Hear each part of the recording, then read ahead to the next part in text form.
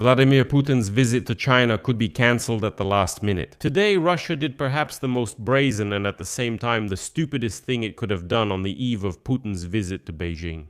Just a few hours before the balding dictator Putin was supposed to fly to Xi Jinping, a Russian Shahed drone struck a Chinese merchant ship in the Black Sea with a Chinese crew on board. And all this happened on the day when China had just announced the topic of negotiations with Putin, and, as it turned out, China had removed the issue of Ukraine from the meeting agenda.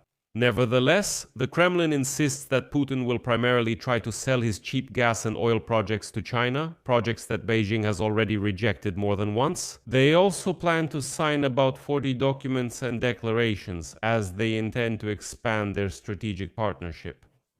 And besides, Putin is now afraid of the rapprochement between Xi Jinping and Donald Trump, since today China confirmed a multi-billion-dollar deal with the US.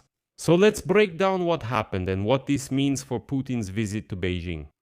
My name is Alexei Peachy. Let's discuss this topic together. But first I ask you to subscribe to this YouTube channel, give it a like and leave any comment you want. And before we begin, just a second of your attention because this episode is brought to you with the support of the Preply platform. This is a Ukrainian platform for online foreign language tutors. There are about 100,000 teachers and 90 languages there. It's perfect for those of you who, for example, are learning German, English, Polish, or really any language while living abroad. And what's very important for you is that right now they have a 50% discount on the first lesson. That's why there's a link in the description of this video. And by following it, you'll immediately get a 50% discount.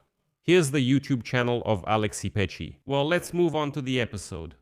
So, today, on May 18th, the Ukrainian Navy reported that the Chinese vessel KSL Deyang was attacked by a Russian drone in the Black Sea. The vessel sails under the flag of the Marshall Islands. The ship owner of this company is from China, and the crew are Chinese citizens. This vessel was in the territorial waters of Ukraine, off the coast of the Odessa region, moving along the Ukrainian maritime corridor. At that moment, a Shahed drone attacked this vessel. There are no casualties, but the hit has been confirmed and recorded. And it's obvious that Vladimir Putin knew perfectly well that this was a Chinese vessel, and that's why he wanted to send a signal to Beijing. The spokesperson for the Ukrainian Navy, Dmytro Platonchuk, commented on this with irony that is impossible not to notice, so here is his quote. It's interesting what motivated the Russians when they decided last night to hit China with a Shahed drone, a Chinese merchant vessel in our sea. What will Putin say to Xi Jinping? Was it a terrible mistake, comrades? But perhaps, by the way, it's not a mistake at all. Next, the Ukrainian Navy published an official statement. I quote, Russia once again demonstrates that its attacks pose a threat not only to Ukraine, but now it's a risk even for its closest partners, whose vessels end up in the Black Sea.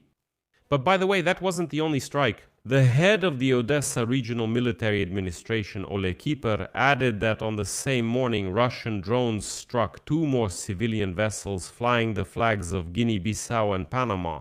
All 3 were moving along the Ukrainian sea corridor. So, in one night, Russia attacked 3 civilian ships, one of which was Chinese. Now the political context. Because on this very day, May 18, Vladimir Putin is flying to Beijing for a summit that will be held with Xi Jinping. May 19th and 20. Well, on May 19th he meets with officials there, and on May 20 with Xi Jinping. The visit has been announced, the delegations have been formed, and the Kremlin is calling this an event of great significance. And Peskov, Putin's spokesperson, has already publicly stated that the Kremlin has very high hopes for this visit. And what is China doing in response to the strike on its ship with a Chinese crew?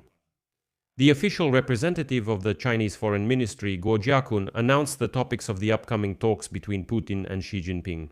Bilateral relations, cooperation in various fields, international and regional issues, but Ukraine is not mentioned directly at all. The incident with the vessel KSL Deyang is also not mentioned at all, and this silence, well, in itself is also an answer. Beijing chose not to react publicly. Why? Well, because any reaction is, after all, taking sides. Demanding an explanation from Moscow means admitting that Russia is not an ally but a threat. Staying silent simply means accepting Putin as planned and pretending that nothing happened at all. Beijing chose the latter. This is a kind of cold pragmatism at the level of state policy.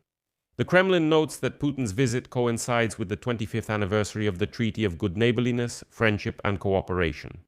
But of course, it's an irony of fate to talk about Russians as good neighbors. Well, God forbid anyone else should have such savages as neighbors. The main program of the visit is scheduled for May 20th at 11 o'clock in the morning, Beijing time. Putin and Xi Jinping will meet, and as Putin's aide Ushakov stated, quote, during the meeting they plan to discuss the most important and sensitive issues of bilateral relations between our countries. On the Russian side, all deputy prime ministers present in the delegation, representatives of the presidential administration, several federal ministers, and several representatives of major businesses will participate. Here, Putin is completely copying Donald Trump's visit. After the small group talks, there will be talks with a larger group. On our side, 39 people will participate.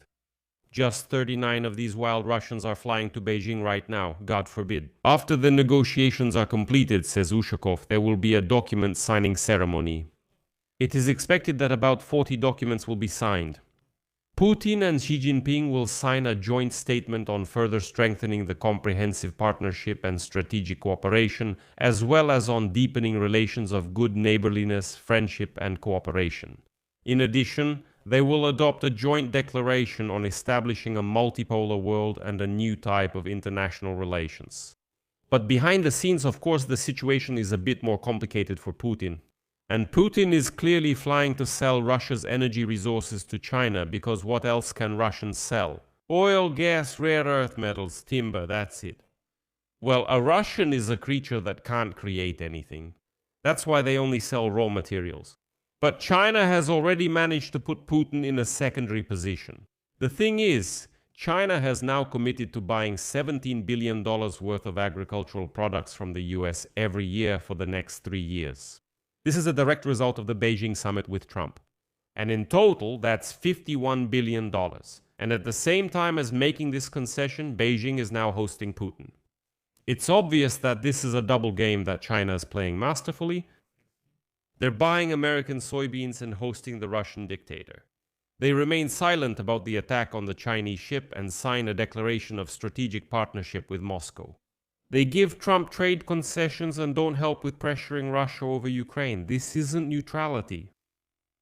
This, I would say, is maximizing benefits from both sides. What does the incident in the Black Sea ultimately mean for Chinese-Russian relations in the long term? China builds its position on the principle of constructive strategic stability. This is a formulation adopted at the summit between Xi Jinping and Trump. This formulation means cooperation as the foundation, competition within managed limits, and disagreements under control. That's how the Chinese have defined it. The strike on the Chinese vessel is a disagreement that has gotten out of control. Russia struck an ally's vessel on the eve of a historic visit, and what did the ally do? Stayed silent. That says a lot. Either about the strength of Beijing's patience, or about the fact that China no longer sees Russia as an equal ally, but as a junior partner to whom, well, some things can be forgiven. Well, because it's a gas station. What else can you expect? Both interpretations tell us the same thing. The balance of power in the partnership without limits shifted in favor of China a long time ago. I'll leave it at that. Share your opinions and conclusions in the comments below this episode. Subscribe to the channel, hit the bell, and don't forget to like. If you want to support the work of this YouTube channel, you can do so by donating through the links and details in the description of this video. That's all for now. Take care of yourselves. Goodbye everyone. Subtitles created by Dima Torzok.